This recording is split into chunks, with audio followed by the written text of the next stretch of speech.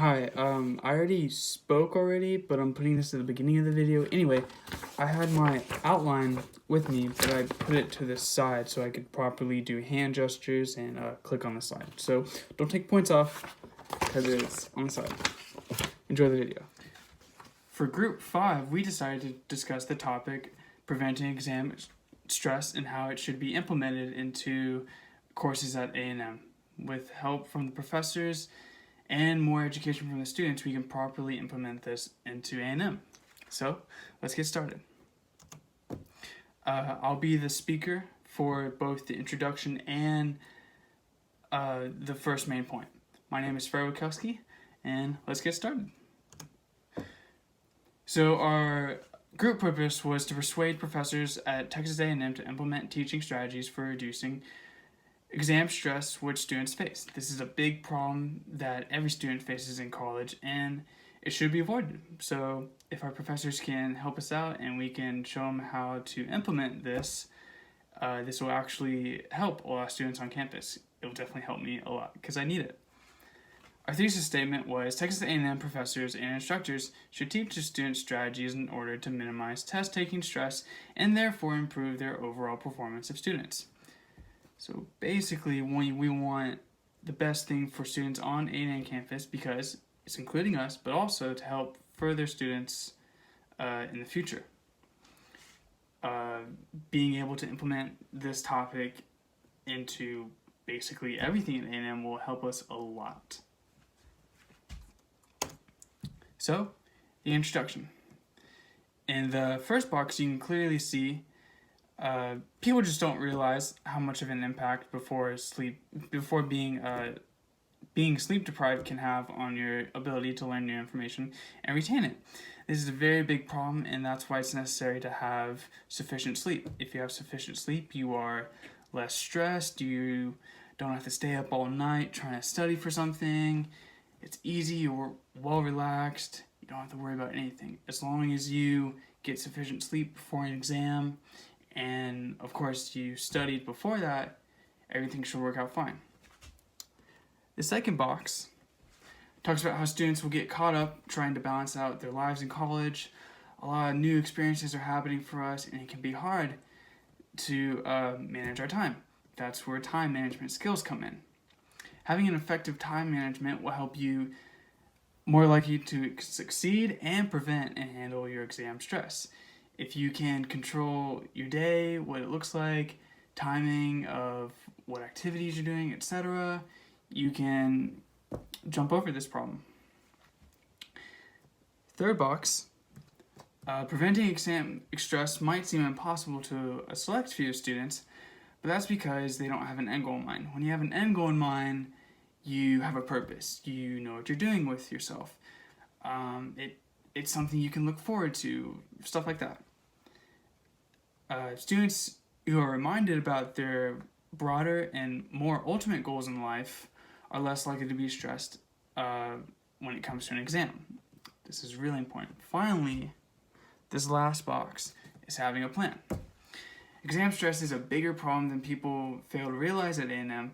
That's why we need to have a plan to implement this properly into courses. This can be working towards improving the problems and making it for the better. Now, I'm done with the introduction. I will go on to the other part of the speech I'm required to do, which is main point 1. So, let's get to it. As you can see, you have one student who is exhausted. He is tired. He doesn't want to do this. He's like, do I really want to study for this test? Sleep is for the weak. I don't want to do this. He's tired. He's not going to be able to function properly the next day. But then, look at this. This man is well relaxed. He made sure to study before the exam, and he stopped himself from being sleep deprived. He went to sleep like any normal person. That is the right thing to do. But let me go into more detail about this.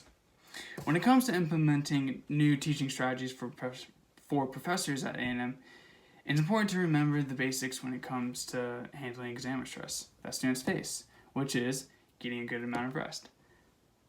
I already, broadly explained benefits and problems with not getting enough sleep. Discussed the benefits and problems. Anyway, so main point 1, getting a good rest will help students retain knowledge prior to the exam, therefore reducing their stress. In one study, a deficit in the ability to form new human memories without sleep. This is by Yu and several other authors.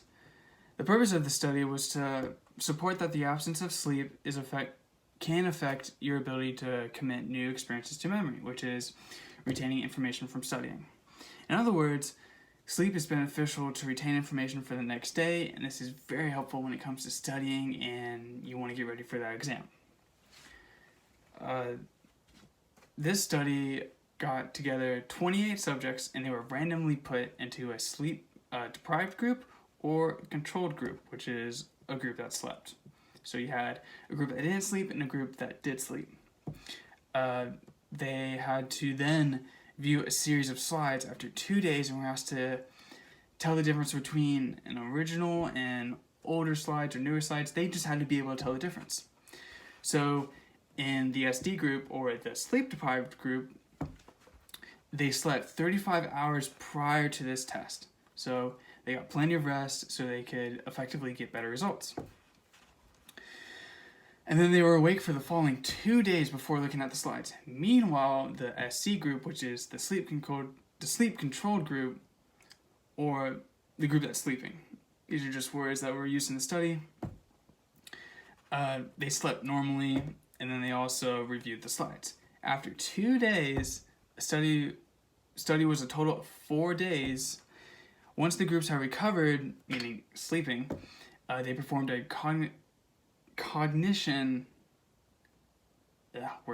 recognition test to determine the results from differing amounts of sleep. Results showed that the sleep-controlled group, sleeping normally, could better retain information and differ original slides from new slides that were presented. So this shows if you get sleep, you're well rested, you can retain information, and even over a long period of time, you can tell the difference between slides, like in this study. Another study, which was called Sleep Deprivation Impact on Cognitive Performances. This was by Paula Aloha and Patvi Pulakanatalo? I apologize, I did not mean to slaughter that name. Anyway, the purpose of this study was to support that being sleep deprived has a negative effect on your cognitive performance, which is your brain performance. So basically, not enough sleep, you're not going to be too smart. The effects of total sleep deprivation and chronic partial sleep restriction, which is, we've all done this, sleeping more than 4 hours but less than 7 hours. It's not good for you. And you're turning it into a habit, which is not good. They were then examined closely as to the connection between sleeping amongst different variables like age and gender and other scenarios. The conclusion that came from this study was that any level of sleep deprivation, acute or partial, those are just words stating the varying, difficulty or whatever of sleep deprivation, shows that it does have a negative effect impacting a wide range of cognitive functions. Results also revealed that aging affects a person's ability to handle sleep deprivation, where older subjects' sleep deprivation performance decreases less. And women are less likely to be affected by sleep deprivation but can't recover as fast as men. There are a bunch of variables that are still to be discovered, and they will be studied in the future, but ultimately it shows that if you don't get enough sleep, you're not going to do too well, in this case, for the exam. Lastly, the last study was actually just a summarization of what I just said. Anyway, this study was called Sleep, Learning, and Memory. The purpose of this article was another approach to how getting a good amount of sleep after Learning something is needed to improve your memory and overall performance. Once you retain something and get proper sleep, you will more likely be able to remember it. So, the article goes over in more detail the steps in sleep, learning, and memory, and how it's supported by a video by a Dr. Robert Stickgold. Again, the conclusion simply states that in light of countless variables, there's so much that could affect your cognitive performance, your sleep, just anything. It shows that based on sleep or other outside conditions, evidence shows not getting enough sleep will negatively impact someone's ability to learn new information. Main thing to learn from this, get sufficient sleep. You're going to need it. You have a big exam the next day, and you're studying, you're tired, get enough sleep, and you'll be fine. So that's it for me. I'll now hand it over to our next speaker, Speaker 2. Enjoy.